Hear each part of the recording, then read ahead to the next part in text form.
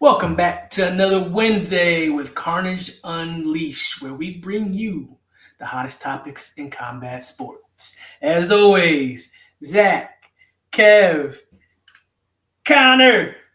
Trying to make sure I got that right. How you boys doing tonight? Sorry to you, Zach. Doing great, doing fantastic. Enjoying this weather. This is my favorite time of the year, guys. Right here, it's where you feel comfortable with a hoodie on, comfortable without a hoodie on. I love it. I'm excited. I'm also excited to hear about what happened this weekend because we had a lot of fights going on locally and UFC stage. Yep. Kev, how you doing? Oh, about the same, man. Living the dream. Got even more incredible action coming up this upcoming weekend. Well, I hope it's incredible. I don't know. We'll talk about that at the end of the show. But Zach, some of us have been in hoodie weather. All right, because the second it gets below 73 degrees, I am in a hoodie the entire rest of the time. So yeah, we're locked and loaded. We're ready to go. What about you, Connor? How was your stint over at the commentary booth, man? I can't wait for it to be you and me up there again. Oh, it was a good time Saturday. A lot of great fights, action-packed fights, a lot of finishes. So I know we'll get into that and talk about that. I'm excited to recap that and also talk about what went down in the UFC. A lot going on that I'm excited to talk about. Awesome. Well, let's jump right up into there. So this weekend we got into Ego Fight Series 5, right? Correct. You were at Ground Zero. How was it, Connor? Like I said, it was a great show. Like I said, action-packed. There was 9 fights. 8 of those were finishes. Only one of them went to decision. I mean, we started it off with the welterweights. We had Kyle Paul, 1-0 undefeated record, taking on the always active James Gibson. That was a good fight. That was I've seen a lot of James Gibson fights. That was the most I think comfortable and confident I felt he's looked in a fight, especially on the feet. Both guys landed some big shots. Paul tried to lock in a standing arm-in guillotine at the end of the first. Couldn't finish it. Goes to round 2. A lot of the same. Ends up getting that guillotine again. This time pulls guard on it. Takes the arm out. Does an arm-out guillotine and was able to get the guillotine finish. And that moved Kyle Paul up to 2-0 on his young career. Like I said, very action-packed fight. Big shots landed in those fights. It was really good. Good fight, and that rolled right into the second fight at lightweight. We had the 2-0 Ryan Cornell versus the debuting Justin Seipel. And it was funny I did commentary for the show, and Cornell did exactly what I said you should do if you're fighting Justin Seipel. Immediately get a hold of that dude. Do not strike with him. Don't give him a chance to breathe. That's what he did. He got Justin up against the cage, fought for a takedown for a little bit, was able to get it. They fought on the ground for a minute. He was able to get in the top mount. Started landing some punches. Justin's trying to get out of there, but ultimately Cornell was able to get the TKO, ground and pound finish in the second fight. So that was 2 fights in already, 2 finishes, 1 in the second, 1 in the first, and the third fight kept most of that going as well. We had Anthony Swartz versus AJ Caruso, and this fight these guys were pumped up for this fight. Like, I've never seen Anthony so locked in and ready to go in a fight. Usually he's calm, cool, and collected. He was pacing back and forth. He was talking some trash. I couldn't hear everything he was saying, but I saw the lips move, and I knew he was talking. They both come out throwing hands. Anthony ends up landing a leg kick that drops Caruso. Caruso shoots in for a double leg. Anthony sprawls out on it, pushes the head, spins around to the back, locks in a rear naked choke, and was able to get the first round submission finish, moving Anthony up to 1-2 on his career. I was happy for him. That's my teammate. He did exactly all that. Saw that clip of yeah. You commentating. I was so pumped. And it was so funny because I talked to Anthony after, and, he sprawled, and a lot of people were like screaming guillotine. You get in that front headlock. They love the guillotine. And I preach how much I can't stand guillotines. I think they're a stupid submission. And Anthony goes, dude, first thing I thought, you tell me all the time, guillotines are stupid. So I spun around and took the back instead. I was like, that was the best thing I could have possibly heard all day long. And then the next fight right before intermission, 2 debut guys I didn't really know a lot about. It was Zach Evans versus Anthony Struder. That one was It was quick. It was 38 seconds into the first. Zach came out heavy, put the hands on Struder early, got him up against the cage. Struder again, looks fat, standing guillotine. Zach was not having any of it. Picks him up, slams him down, starts landing some ground and pound. As soon as Struder gets back to his feet, big left uppercut, sits him back down straight onto his back. A little more ground, and that was it. First round, knockout TKO for Zach Evans. It was fast, like I said, fast, heavy hands, and an impressive debut. I didn't know anything about Zach going into that, but whenever he fights again, I'll definitely be watching or at least paying attention to see what's going on with him. That was very, very impressive. Nice. We did have a little intermission after that, but then it went into the big boys, Travis Jenkins and Abe. This fight was it was slower than I thought it was going to be kind of fast because I know Travis, he came out hot in his fight against Carson.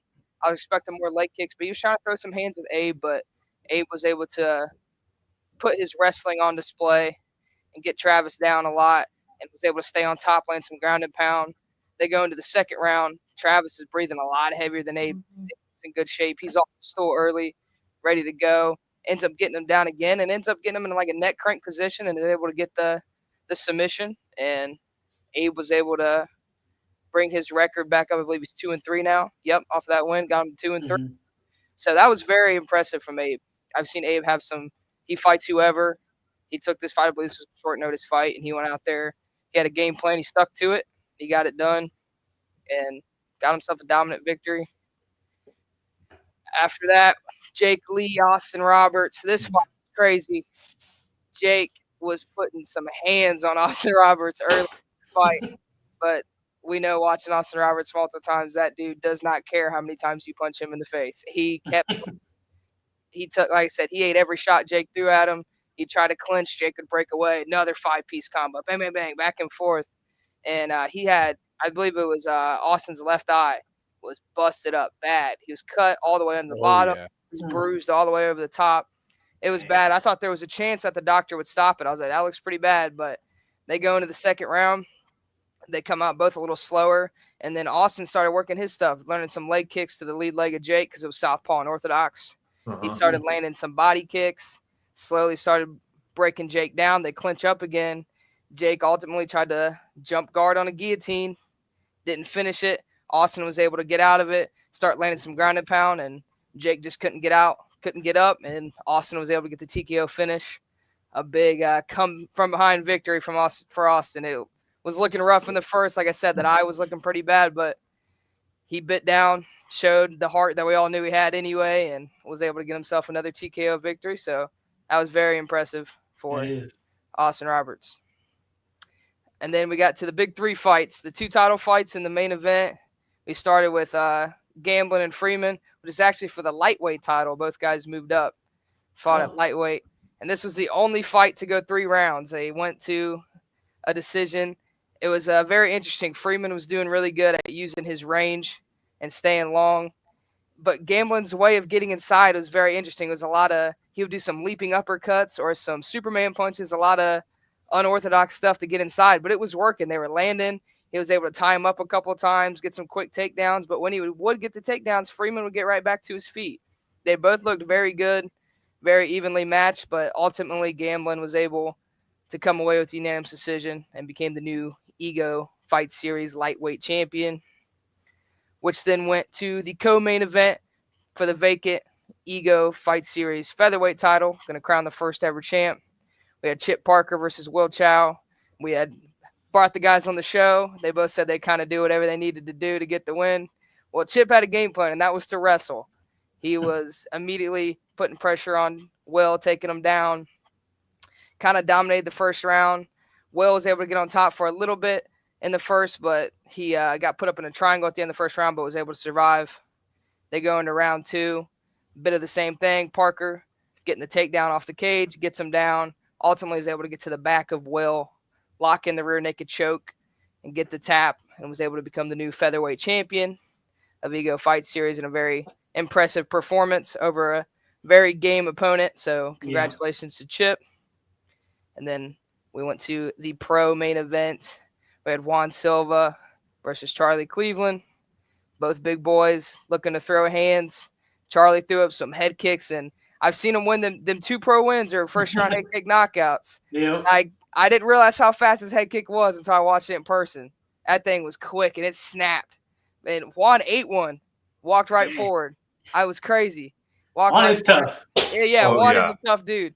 But, man, that was crazy. But Charlie was ultimately able to close the distance and get to the back of Juan and lock in a rear naked choke to get the first round submission and move Charlie up to 3-1 as a professional heavyweight. And that ended the night for Ego Fight Series 5 at the Shipyard. Right. Yeah, that sounds like some good fights. It was a great night back. of fights, man. Yeah, and I was not surprised. Very happy though to see that Gamblin Freeman fight. Wouldn't have hated a finish at some point along the way, but that's one of those that even though it went the distance, it was still incredibly entertaining. And those are two of my favorite fighters to call so far. We've had a chance to see a good mix of both of them at this point. So that was an incredible matchup. Maybe we'll get a trilogy out of that too. We need the next Freeman trilogy, guys. So just keep that in mind. Oh yeah. Well, that sounded like great fights. That happened later in the night, but earlier in the night because of Abu Dhabi UFC time. 3, 2, 1. Blast off. Hey, there it is. Yes, that was earlier in the day. Early start. Prelim started at 10. Main card started at 2. And there were some good fights on here. Very good fights. Some very good fights. Except for that last one. Yeah. We'll get to that one. Yeah. Talking about heavyweight, some up-and-comers in here. So Hamdi versus Chris Barnett. Oh, my God. Barnett is in the wrong weight class because he just got handled.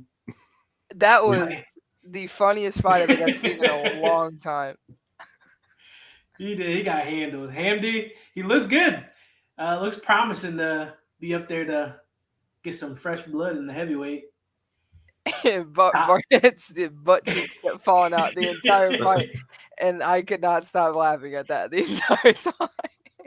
Yeah, he could have had a hard time keeping his pants up. Them full shorts, dude, they kept falling every time. He can't fill out those heavyweight shorts, huh? No, he got to do some squats. Something. Oh yeah, but Hamdi came with a unanimous decision, and so I'm eager to see how Hamdi climbs the ranks and maybe get some things rolling in the heavyweight division. Yeah. About time. Going into another one I want to highlight in the prelims, it was Vulture Walker versus Louis Sutherland. Yeah. And this is wild. So Vulture won by submission. He got performance of the night. He is on I want to say four fight win streak. 4. All by heel hook. That's disgusting. You know how disgusting that is? It's horrible. Like a heavyweight heel hooking people. That's like a cheat code in itself. I'm sorry, but that's a cheat code in the heavyweight division. That's a cheat code. Stop it. It is. It's crazy. He found the glitch in the matrix. He really did. And then he called out Hamdi after his fight too. He did. Yeah. So that'll be a good one to see. He called Chris Barnett Peppa Pig as well. I forgot he did. Yeah. It was incredible. Yeah, he was saying something like, what did he say? Like, yeah, you're beating up on Peppa Pig. Yeah. He goes, come fight me, come wrestle me, all this stuff. It was so funny. Oh, shoot. Yeah, that's just an insane stat, though. 4 fight win streak, all by heel hook. Insane, especially at heavyweight. That's just disgusting. I'm sorry, but it's disgusting. It really is. Oh, yeah.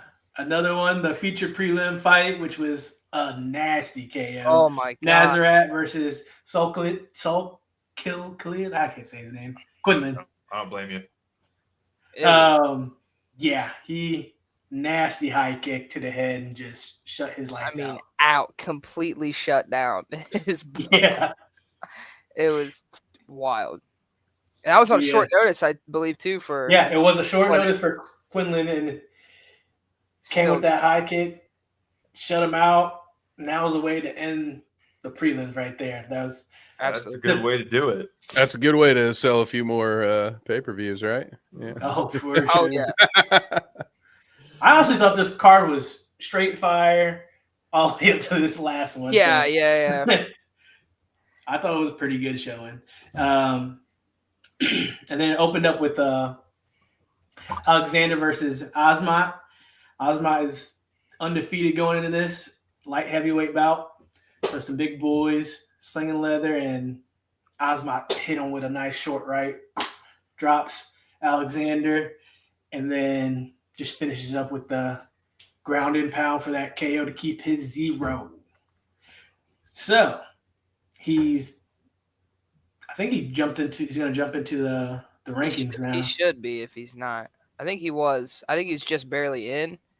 If he was fighting Rakic, I think he was just barely in. But I mean, a lot of people were like I said on the last episode, he's really flying under the radar. I was like, this dude is undefeated, knocking people out.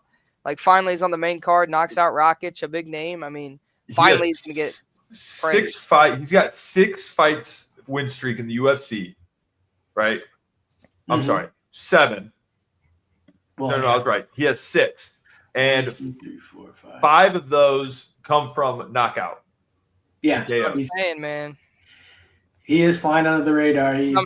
Somehow went under the radar with a stat line like that. That is crazy. He's dangerous.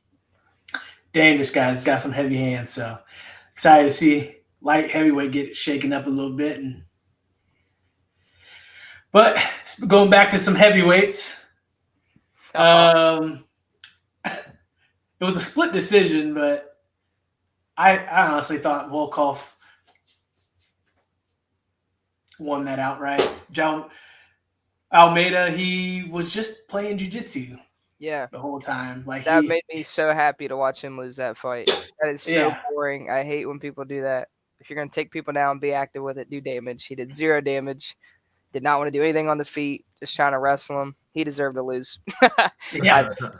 So it was nice. So, these judges really showed how like just getting takedowns and not doing anything did not benefit you at all. And then if you're on the bottom and you're actually getting some damage, then that will help you win that fight. And that's what helped Volkov win the fight. He was the one being more active. He's the one getting more damage. Almeida literally was just playing jiu-jitsu. Yeah. Volkov is just knocking him. He's just trying to switch and do different submissions, not even like really defending or nothing. Yeah. It was pretty bad show for Almeida, in my opinion. We need to get the judges everywhere. Yeah. My record look a little better if I had them judges everywhere. Yes. So I was excited to see the judges actually not reward just takedown and holding. Uh-huh. I moved into Umar versus Mario. That was a pretty good fight. Yeah, that was good. Mario definitely showed his skill, but Umar, obviously, his wrestling is just crazy. Second to Marab. That's all I gotta say. He did flash Umar with that knee to the face he caught him with. Yeah, he did. Second round or so. Yeah, he flashed him. So. That one had me nervous. I thought he was gonna get him for a second. Did you have some money on that one? I did on Umar. Umar by decision. I had a parlay, and that was part of it. Shoot. Yeah, so that was a good fight. Umar bounced back and showing his dominance, but some holes there where he's getting caught. Mm-hmm. Then I moved into the strawweight title bout, which is Verna versus Dern, which I honestly thought was a pretty good fight. It was, yeah. It was a great matchup, and Dern came away with the decision win. The new strawweight title goes to Dern. They've been talking about her eventually getting that belt, and thanks to Wei Lee, She now has that belt. I Because was if Whaley surprised. was there, nobody's getting Nope. that belt. No, nobody's getting it.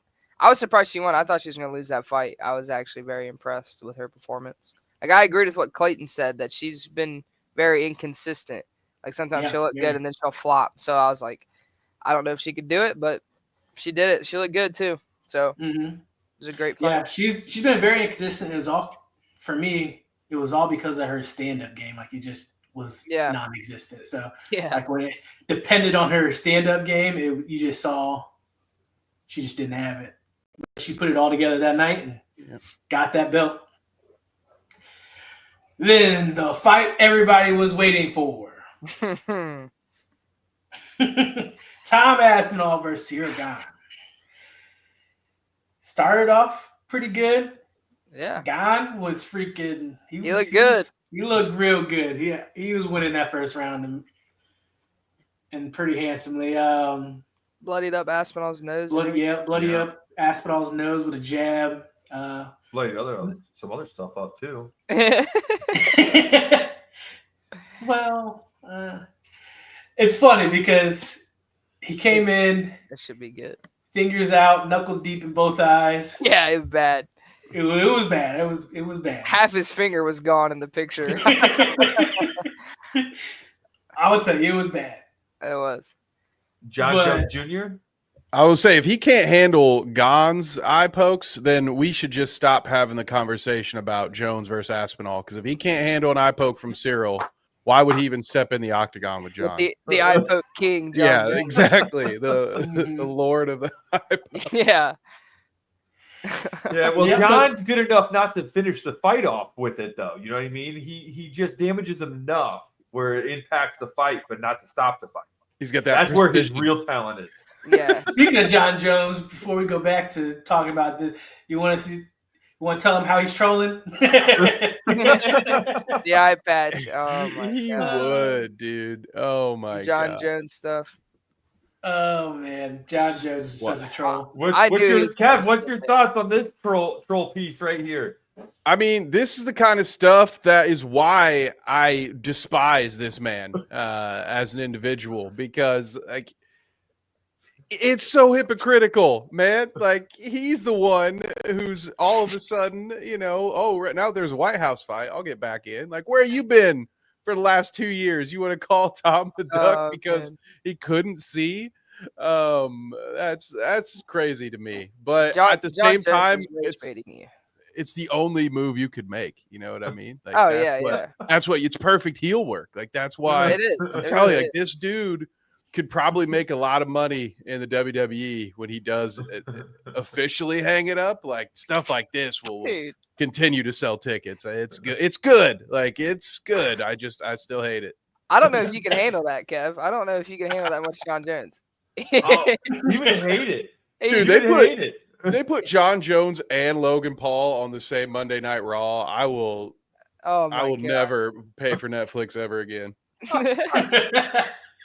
But they're going to be the best heels ever. Tag team champs. They would. They'd be great heels. Oh, yes. Kev would just love life then. Yeah, like he's ruining everything in my life. I can't have anything nice. Oh, shoot. But yeah, it was bad eye poke. But the one that he was complaining about was more of it was a scratch rather than touching the back of his eye socket. Only he knows how bad it was. But I think he did himself a disservice trying to do a little documentary of like his whole going to the hospital. Yeah, he shouldn't have done that at all. I would not have done that. I don't know if you've seen it, but it makes it look like he is just overselling it. Yeah. To be honest. Yeah, and there was all that thing too with Cejudo earlier this year when he fought Song Yadong and he got eye poked and he kept fighting and lost and everyone made fun of him like, oh, you're stupid, why'd you keep fighting? And now Aspinall doesn't fight and they're like, oh dude, why would you scared? The narrative is like he's the bad guy for not fighting when Gane blatantly put two fingers in this. Yeah, the crowd's booing him at the end and Aspinall's like, oh, couldn't see up my eye. How do you want? Yeah, you don't what? see that in You other know? sports. Like somebody gets tripped going for a layup and breaks their ankle. They don't get booed because Yeah. somebody else fouled them. Yeah, It's wild. it is How crazy. that whole happened, but Yeah, and I was watching a clip for Jim Miller.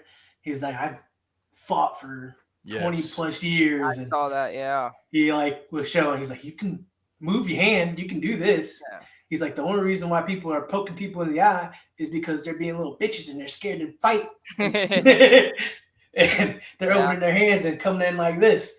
And I was like, fuck yeah, Jim Miller. Some fuck Jim yeah. Miller. his stuff. solution makes sense too, right? Like Yeah. not No, make it Yeah, a point. And I even love Right the off the idea of bat. like also there'd be a financial penalty. Like not only is Yeah. it going to cost you Yeah. a point, it's going to cost you part of your purse. Watch Yeah. this shit go away overnight. Mhm. The whole Mhm. time.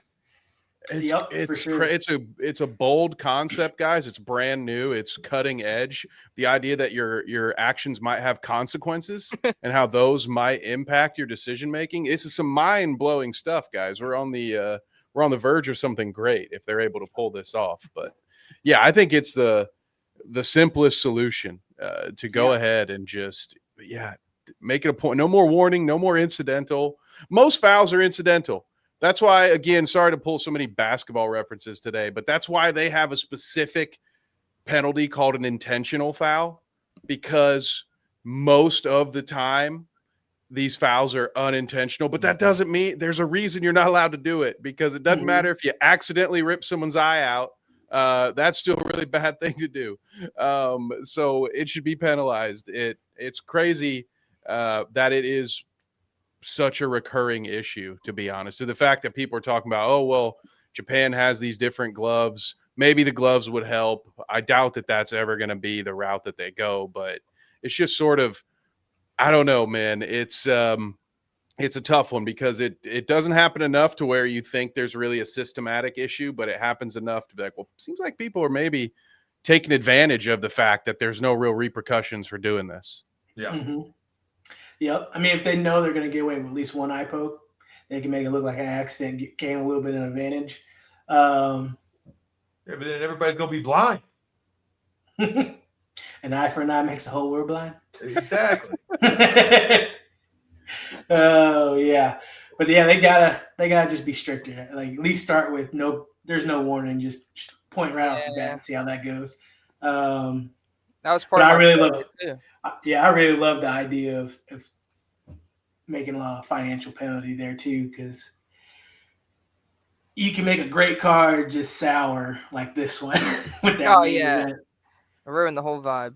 Yeah, it ruined the card. I wanted to ask you guys this because I've been thinking about it, and I'll pull a little bit of pro wrestling terminology out of here, Nice. but like this is the kind of finish that promoters would book on purpose, right? To build intrigue, to have now there's so much more interest in this rematch, right? So in a weird way, and I'm not suggesting that they choreographed that eye poke. I'm sure they'd have come up with something a little less, a little better if they were ever going to work something like this.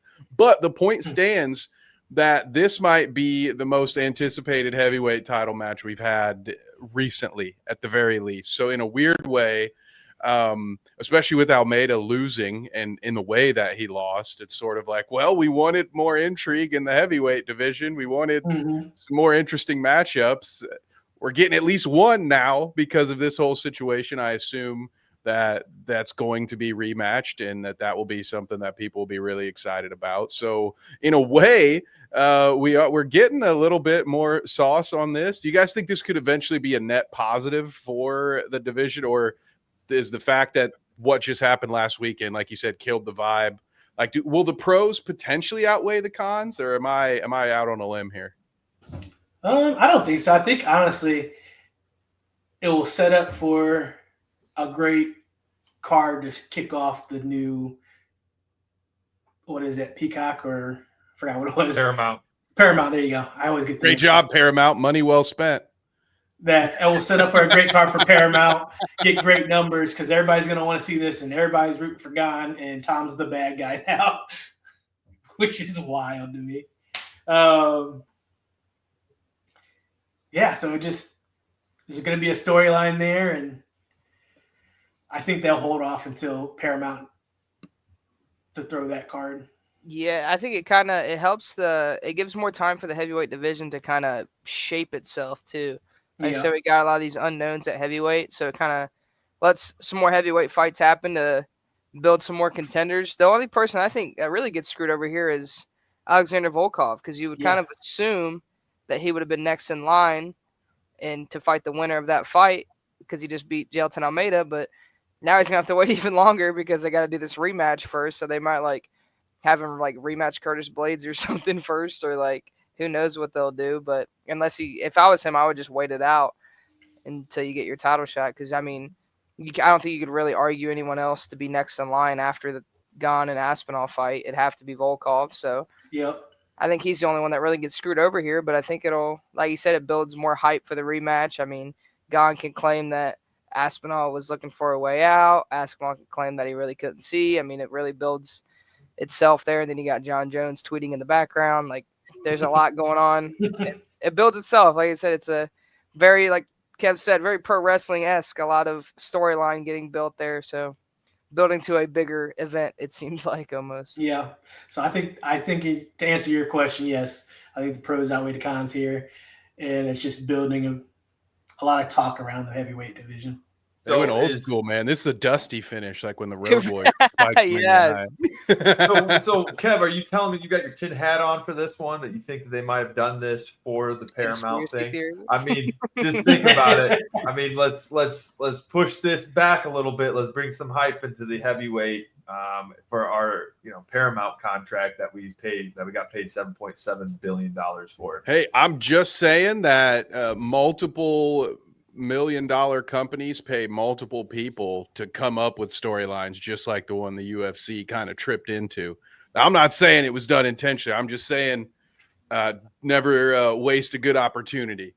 And so like they do have those narratives, like Connor said, because it's one thing if Tom was dominant and then got poked in the eye, like then that maybe weakens some of that narrative. But the fact that Gane looked really good and in a lot of people's eyes was winning up until that point, now both sides, no matter who you want to be on top, you both have something to say. You both have something to hold on to build up for this. But no, I would, I would hate to suggest that they'd be working any of this stuff. There's no need for that. No, please, no, don't do it. Save that for the other side of the TKO aisle. No, but I do agree with Connor, and I do think it will help form what's coming later after, because like like he said, it sounds like we've got the next championship bout coming up, then we've got the next one after that already lined up. Okay, well, what's coming up down the line? Who's coming in the heavyweight division? We need to start talking about some people. It's been the same few people up top for like a long time, but that's also because John Jones kept it stagnant for 2 years. And so now everything's going to start coming. So I kind of think this is a benefit for the long run of just kind of developing some names that are going to be able to come up and possibly fight the next champion, which will be nice. Yep, I agree. There we go. Well, I got plenty of tinfoil, boys. So some. Nice. But that wraps up the MMA world. And then Kev's favorite guy, Hulk Hogan, latest venture was RAF, Real American Freestyle Wrestling, which I was skeptical in the beginning. And it's starting to pick up some traction. It's they're getting really good guys coming over and wrestling. Just RAF 2 I was looking at. They've had Austin DeSanto, who was high caliber college wrestler, wrestled for the Worlds. Nico Megaludis, who was a former NCAA champion. James Green, another NCAA finalist. So like they're getting great people. Carter Sirachi, who Penn State, the one and only 5-time national champion out of Penn State, got upsetted too, which was wild. So they got great guys, great competition coming over to wrestle. And speaking my interest, how do you feel about that, Kev? Yeah. Oh man. I like the idea that this sport could take off. I didn't love the inception when it was okay, here's Eric Bischoff and Hulk Hogan coming together to essentially, I guess, just try to spice up amateur wrestling and kind of pro wrestlify it, I guess. But at the end of the day, especially now, I got to be. I'm a little bit softer on my Hulk Hogan frustration. It's he's gone. He's left us. All right. He's moved on. So I'm not going to take any. Not going to make any Hulk Hogan jokes here tonight, Wade. I'm sorry, but no, I think it's too soon. But I would like to see the sport succeed. I question the longevity of this thing. So to watch their events. It's on Fox Nation, I believe. So yeah, it's Fox like a Nation. $9. It's another $9 a month. So it's another probably an additional streaming service for a lot of people. And I was looking at some of their YouTube stuff. Man, their preview show with Eric Bischoff and 2 other people had less than 1,000 views for this last one. So they're still kind of in those early growing pain stages, but yeah. This, to get back to my original point, at the end of the day, the more opportunities for these guys in combat sports to make money and get more reps in their different disciplines, I'm always going to support that unless there's a real garbage human behind it. And in this case, to my knowledge, that's not the case. So I am actually rooting for this. I, however, will never take a sip of Great American beer, Zach, before you ask. I'm gonna yeah, I'm excited to see how that goes. They've tweaked the rules a little bit, so it's pushing them to be offensive. So keeping that action going. So in freestyle, let me just read some of the scoring stuff for you. So takedowns is 2 points, and then step out is 1 point. Exposure from standing, 4 to 5 points. So what that means is if me and you are wrestling, Zach, and I toss you, and expose your back, that's 4 to 5 points. Is that what would happen? Yes. He would toss me. He'd take me down. He wouldn't toss me. Get that right there, Wade. Come on. Oh, man. I've done it. You never tossed me. Yeah? Get out of here. Called a hip toss. Look what I did, I'm looking Kev. forward to it. German suplex. Next time we're all getting ready, Wade's just going to come up from behind and just waist lock and go. I have a defense against it. Okay. It's in the plot. Oh, shoot. But yeah, they have like a shot clock. So like you get 1 point if you're too passive. You're just defending. You're not like really shooting or anything like that. Then you're on 30-second clock. If you fail to score, then your opponent gets a point. So keeps a high pace. Yeah, so it'll keep a high pace. That's really going to push these athletes. Because wrestling already is an intense sport. Now you're constantly making sure you constantly have to shoot. You constantly have to go. How long are these rounds?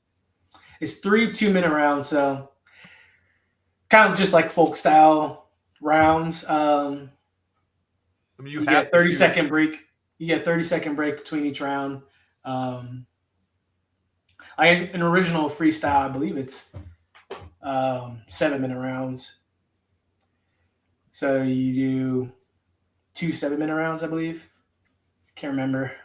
But they're longer rounds. So this one just keep it kind of like the folk style college wrestling type stuff, like where it's 2 3-minute rounds, except for college, it's the first one's 3 minutes.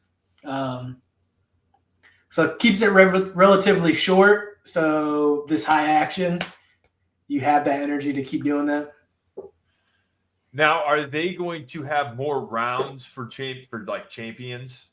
See, that's what I've been trying to find more stuff about, like champion stuff, and I can't really find a whole lot about it. So, yeah, it's still in the developing things, but they're drawing big names like former 5-time national champions, and then going into RAF3, you got Chad Mendes versus Michael Chandler, which is going to be interesting. And Connor told me earlier at the show that he was going to be rooting for Chandler. He was like, he needs to win. Never, ever. It needs to happen. Speaking of that, I just saw a picture the other day of Michael Chandler, which just shows why I don't like corny people, and he is corny. There was this, I don't remember if it was a statue or a poster, but it's him standing there, like hand up in the air, holding the American flag.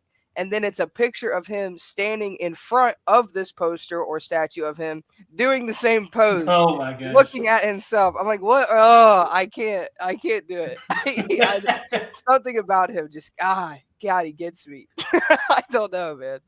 So how do you feel about the king of cringe? Oh my, see, there's a lot of guys.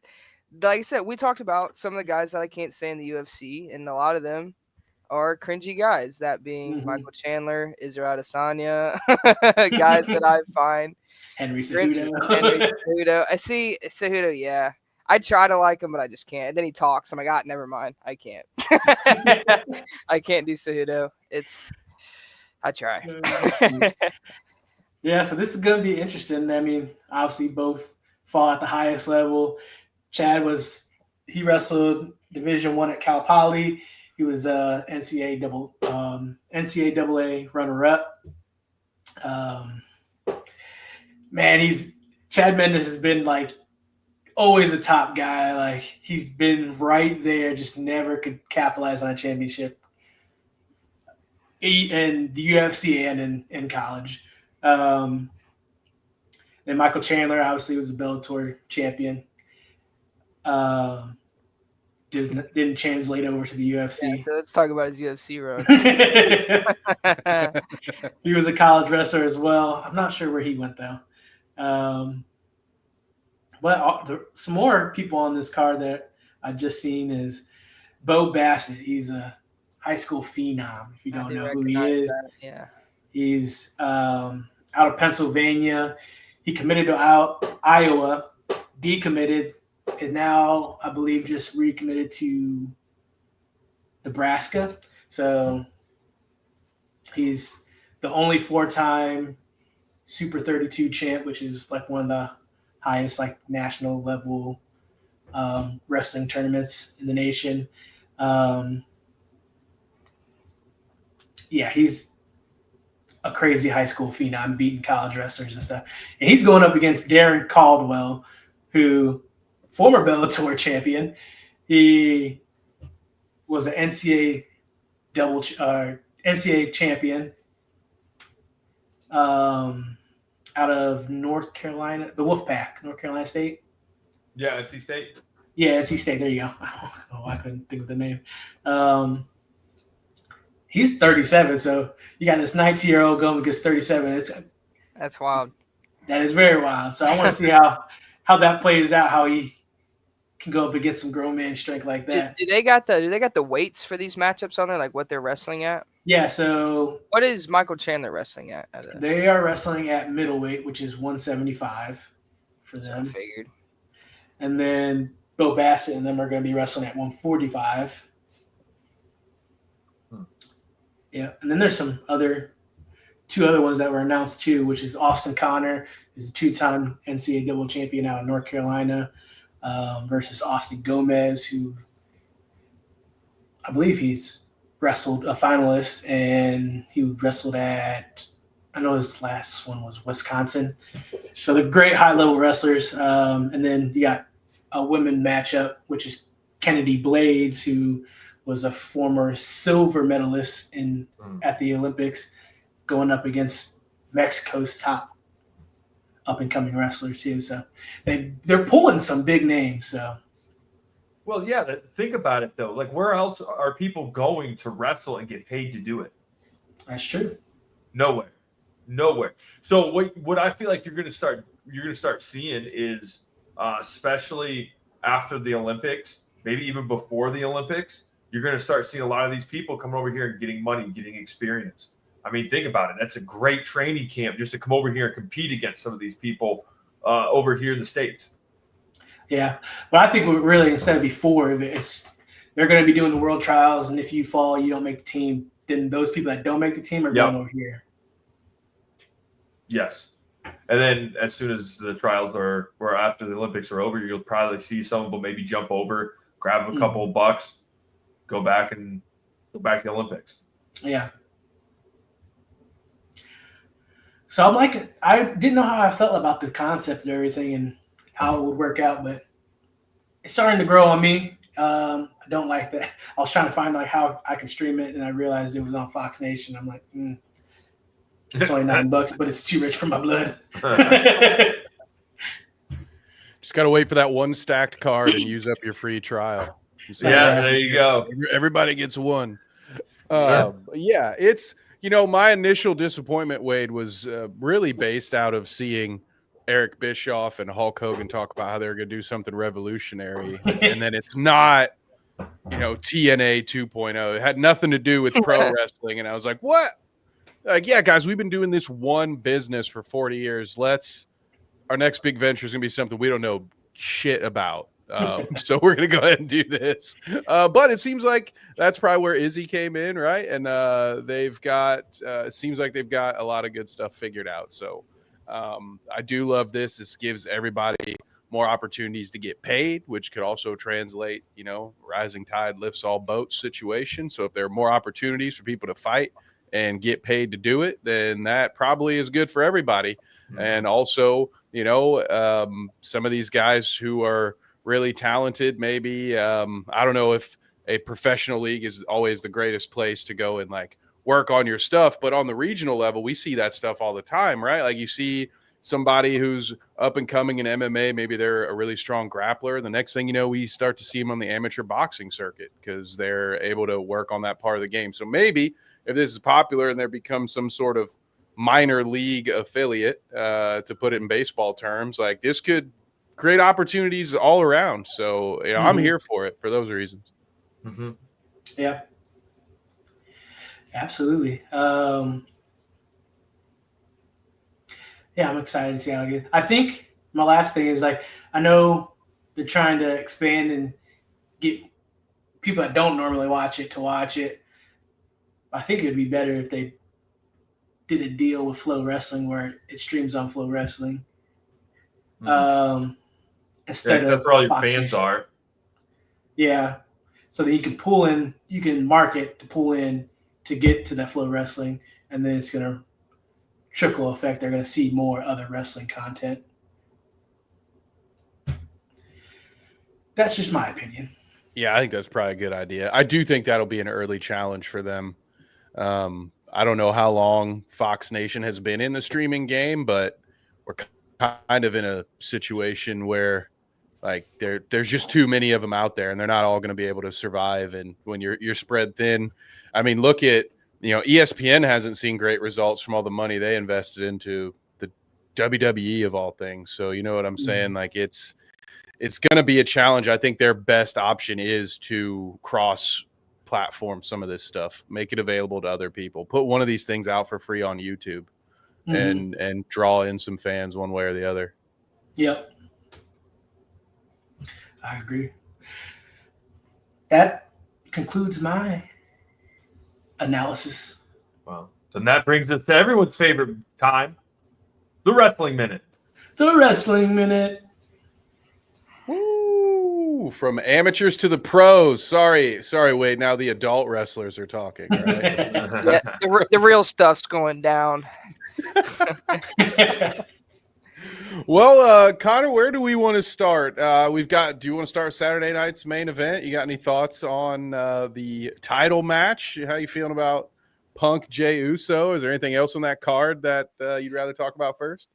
I feel like I just have a feeling that me and you have the same idea on Jey Uso and the World Heavyweight title picture. I feel like we can agree on that. I mean, I was excited to watch the Battle Royal on Raw because I Yeah. love me a good Battle Royal. Every time those happen, even if it's for nothing, I'll watch it. And I'm looking at some of the names, and I'm like, man, there's really good options. Some guys start getting thrown out. I'm like, all right, we got some of the big guys left. More guys get thrown out. I'm like, it's a lot of Uso in this ring right now. I'm not really liking It's that. like 50% Not really. Uso in I'm like, here. not liking that. Yep. And then LA Knight gets tossed. I'm like, well, I don't want to be here anymore. That's who I really wanted to win it. And of course, they still go with Jey Uso because if it doesn't work the first 50 times, try it again and see if you can push him to the top. I'm over the Jey Uso run. I didn't really care for him when he won the Rumble either. I wasn't the biggest fan of that because I knew that meant he was going to beat Gunther, and I didn't like that. But if he goes to main event and beats CM Punk and wins the World Heavyweight title, I don't know, man. It's tough. I'm not on the Jey Uso train at all. That'll be you know what? I'll see you at WrestleMania, dude. I'm taking a break. I need a sabbatical. Yeah, I'll come back later. I can't. And you are right. I mean, we're on the same page with this. I understood it the first time. Yeah. Like I didn't like. I'm not a big fan of his work. I feel like somehow it's gotten worse over time. I'm telling you, he's only good in tag team work. Yeah, like they can do a cool tag team stuff, but I mean, they really kind of lost it for me when it was Uso versus Uso at WrestleMania, and it was one of the. And you would think two people who have known each other literally their entire lives, except for 8 minutes, how they could have such poor chemistry in the ring. They've been tag partners for 20 years, and that match looked.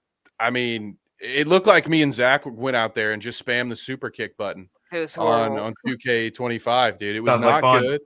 Yeah, and it's especially like that brother versus brother thing holds some weight in the WWE. Like you hear that, you think Bret Owen, like you think to put a match like that on WrestleMania and have it be such a stinker. Really, at that point I was checked out. I still understood why they did it. Obviously, Connor does too, right? With all the sales, like there's that different train of thought where, oh, well, he's moving a lot of merch, so we got to put him at the top of the card. My thing is when your gimmick is the entrance, and we live in the era of fan participation where whether the guy's a good guy, bad guy, if they like your song, they're going to sing it. These people, one of the only reasons they're still committing to paying $400 a ticket because they feel like they're part of the show now. That doesn't go away for Jey Uso by him being in the mid card. In fact, it probably adds a little energy in the middle of the show. Like, I think a better place for him would be, I thought the Intercontinental title was maybe a better spot for him. Honestly, he's probably more of a United States title guy for me. Yeah. Put him on in the middle hour, whatever. If you start at 8, I don't care if he kicks off the 9 o'clock hour or whatever and you have him yeet. But his whole thing is that they play his entry music twice, guys. Like he comes out, does the wave with everybody. He's out of breath by the time he gets down to the ring because they got him coming down from the rafters. And then he just does this. And they all sing again. And that's the whole gimmick. And then the bell rings, right? A phrase as old as time in wrestling. And then the bell rings. Not great. I'm with you, Connor. I think the fans, everybody wanted LA Knight. My favorite part of Monday's Raw was him taking the sign from the fan that said we wanted LA Knight, not Jey Uso, and just holding it up to the camera. I'm giving myself here. That's how I'm coping with it, Connor, is I'm saying, well, if it's Jey, they're definitely putting the title on Punk to give him some time with it, and maybe that adds some intrigue to Rollins' comeback. But what do you think? You think they're really going to put it on Jey again? I don't think so, and I really hope they don't. I can't remember if it was Punk on Ariel Helwani or something. I remember when he came back, he was like, I don't want to win the world title. Like, I want to be – he likes being in the storyline of the chase of the title. And obviously this is a pivot now. They have to because of an injury. But how much does that hold true still that he really doesn't want to win the belt since he's back? And they're like, well, this will make Jey Uso look like $1 million. He just beat CM Punk to win the World Heavyweight title. So I'm really hoping they don't do that. I wish they still had the Money in the Bank because this would be a perfect time to just throw someone in there with that. Like, I mean, and they've always seemed like they've been scared to pull the trigger on LA Knight. And if there was ever a time to do it, it was right now when you have to call an audible and pivot to do a last-minute change. now's your chance to throw him in there, and they still went with Jay. But I think they won't mess it up again. I think they will have CM Punk win the belt, and everybody will be happy. Happy again. Yeah. And then they're gonna. I've been seeing this edit, Connor, and this will be a name that might evoke some memories for the two of you. People have been taking the moment when Rollins cashed in on Punk, but they're re-editing it. So you've got an exhausted CM Punk holding the title, and then you hear "Break the walls down," Dude. and it's Chris Jericho coming out. Please, I love Chris Jericho. I hope that would be the coolest thing. That would be the coolest thing. I would be. I think it. As far as rumors go, it's almost locked in. I think at this point that Jericho will be back at a certain point. You've even got Tony Khan all but saying it, like, "Yeah, he's been great. He's been really important. We appreciate him." You know, almost sort of like, "Yeah, we're done negotiating." It didn't sound very confident, like Jericho would be back. So I think we can assume it'll be Jericho's time for a retirement tour here pretty soon. But the only thing I could see them doing. So I was going to ask you this, Connor. Would you rather see Gunther or Jericho walk out after Punk wins on Saturday night to be his next? You want to see a rematch with Gunther, or will you want the nostalgia of a Chris Jericho? Jericho. Give me Jericho. I love heels, and I think Jericho is one of the best heels in the business. Back when he was Y2K, Jericho was really good. When he was doing all that stuff back in 2000, and then when he got real serious and put the suit on in like 2008, now that feud with Shawn Michaels, that was great too. And then even the list, Jericho, that was great. But some of the stuff I will say, Chris Jericho, unfortunately, I wasn't alive for, but my dad has showed me the great work of Chris Jericho in WCW when he was the cruiserweight champ, and all that stuff was some of the best Chris Jericho work I've ever seen. When he had the list of the holds, The 1004 holds. Yeah. And he starts talking to number one, arm bar. And they go through it, cuts back from commercial. He's still going. Like, that's some of the best.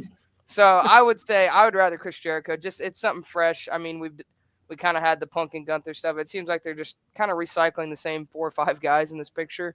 I feel like that would be fun to just, that shock and awe factor. And then just a stare down of Punk and Jericho with all the history they've had and the feuds they had back in 2012 and stuff like that. I think that would just be really cool, and the kid in me would love that. So that was like my prime years of wrestling when Punk and Jericho were feuding in 2012. I love that stuff. So yeah, I'm with you. I hope they do that, and I think there's a decent chance it happens. Right now, so much of their business model is, well, what city's going to pay us the most to host these big events, and what sells people on these are can't miss events, but those moments. Like, I think as much as they still like to do long-term booking, now it's more about, can we go viral? How many millions of views can we get on a 2-minute clip? And when it happens at the end of the show, that seems to be something that they're pretty tuned into right now. So I'd be on the lookout, fellas. I think we might be in for a surprise Saturday. That was big when Triple H really took over. I feel like was after every pay-per-view, you couldn't, as soon as the match was over, you couldn't just turn it off. You had to wait because you knew he's real big on last minute. You know, all the credits are at the bottom. You know, that's the end of the show. Just kidding. Something like that's his big thing. So I wouldn't be surprised if we had another, like you said, Punk celebrating. Zoom in on his face, music hits, he turns and he's all shocked and he looks at the stage and all of a sudden Chris Jericho's standing there. If he's got the jacket on, oh my God, I'll lose my mind if he's got the light up with jacket. the LEDs. Yes, yeah. I would love that too. So he's got 1,000 gimmicks to pick from. He can decide whichever one he wants to do. So as long as he doesn't bring any of that AEW crap, I don't need the learning tree in WWE or whatever that stupid stuff Le Champion or whatever. Yeah, that was better than this learning tree stuff. I don't know what that was. I remember, like I said, I don't follow AEW that much. My dad was watching it one day, and I was like, what is Chris Jericho doing? And Dad's like, well, he's the learning tree. I was like, go ahead and tell me what that means, because I don't know what is going on. His lackeys were called like the tall guy. Bill was called like the Redwood, and then the other guy was called the Bad Apple. I was like, what's happening right now? I was like, this is not my Chris Jericho that I know. What did they do to him? Remember, guys, AEW sports-based presentation. Yeah. But it's fun. I think all that was actually Jericho's thing too. I think he had full control of whatever he did. And I think he just ran with it, honestly. So I can't blame AEW for that stint. That was all Jericho, I believe. Yeah, you're probably right. So I mean, that was really it that I have. I know we're approaching the end of the hour mark here, but Connor, do you have anything else from the world of wrestling you wanted to chat about? No, I think that was the big story. Just them still rocking with Jay somehow. I will say I'm a big fan of the El Grande Americano stuff that's going on Raw. I do. I almost made that joke when Wade said that RAF had the best wrestler in Mexico. I was like, wait, they got El Grande Americano? El Grande? No way. No, I was a big fan of that. And them, running in on Rusev and Pentagon was, I just think it's funny. The two guys that are, it's obviously like it's El Grande Americano, which is a luchador, but it's an American. And then none of the guys under the mask or luchadors or American. I love how just goofy and all tied up it is. I think it's great.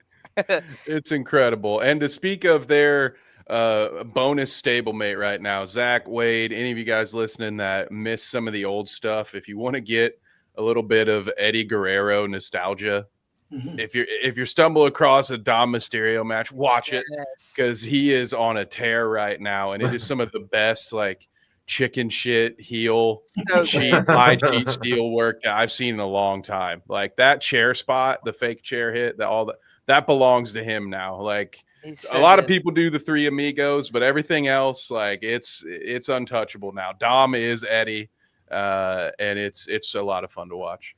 Nice. I did see. I thought it was funny when they ran in on that match with the number one contenders match. So it gets thrown out, and I love that. I was like, oh, that always works. Running on the match, they definitely won't make it a triple threat. That just means that means you just have no number one contender. That works every time. I love that they still do that. I think it's funny every time. Yeah, that is true. Never worked that way. But no, other than that, that's all the big things I can think of in the wrestling world. Well, there you have it, gentlemen. The Wrestling Minute is over just in time to hit the hour. Nice. Booyah. Yes. Bottom of the hour. Thank you guys for tuning in to our nonsense about combat sports. As always, you can find me here Wednesdays, 7:30 with these fellas talking the latest on combat sports. And if you want to know what's going on with Carnage Media, head over to carnagemediappv.com for our latest shows that we're going to be doing. And if you missed any combat sports stuff, you can go to our YouTube and obviously catch all the stuff you have missed. Connor, where can they find you? As always, every Wednesday here talking about all things combat sports. You can always follow me on Instagram, I.am_Connor Smith. As it says right there under my name, I do a little bit of everything. I was doing some commentary last weekend. I'm here right now. I'm actually going to be back on commentary for some pro wrestling this Saturday with my dad for DCW Dynamic Championship Wrestling here in Piqua. Let's go. So I'll be doing some of that as well. And obviously, when the time's right, I'll be back in the cage once again, fighting when that time comes. So until then, catch me here every Saturday or every Wednesday, and then catch me Saturday. Doing commentary. That or in the cage, yeah. Yeah. I'll be doing something. You'll find me. Kev. Well, hopefully we can get Connor to join me in the commentary booth over at Benchmark Pro Wrestling here real soon, because other than right here live Wednesday nights, that's where you can find me. In fact, later tonight, we'll have another match from BPW Fallout posted on the channel. So turn your notifications on if you don't want to miss any of those. You're in luck, though, if you really don't want to wait, because the full events are already live on our channel, Benchmark Pro Wrestling playlist. You can watch all of Fallout and all of Cataclysm. Some really intriguing stuff. If you do like some of that more old school booking that Connor and I like to talk about, it is right up your alley. So, and there's some cool crossovers, man. There's a lot of OVW folks, some folks that have worked with some big promotions that are coming through. It's a really great product. I'm excited to be a part of it. And other than that, check out our website, carnagemediappv.com. We've currently got some pages under construction behind the scene, but we've got a revamped blog post page, and we've got more stuff coming. So be on the lookout there. Of course, is where you can always get our events as well, right, Zach? Yeah, and speaking of events, we've got one coming up November 8th. It is going to be Carnage Fight Series Ring Wars. Brand new series coming from Carnage Fight Series. It's going to be pro boxing, amateur kickboxing. I'm excited for that. I can't wait for that because I know Kevin loves his kickboxing. He's excited to see that. I saw some people even posting they're excited to see some amateur kickboxing going on in Ohio because it's very scarce. And I knew Kevin would enjoy hearing that because he loves that. I'm just waiting for the Muay Thai to come around. You know, there are dozens of us. A dozen, a dozen, right? Yeah. And then don't forget, then we'll be back with MMA December 20th in Sandusky, Ohio for Carnage Fight Series 5, Fight Before Christmas. Stay tuned for that. We'll be dropping some fight announcements for that here in the next week or so. So stay tuned to our Facebook and our Instagram pages for any of those fight announcements. Other than that, boys, we'll see you next week. Thanks for tuning in.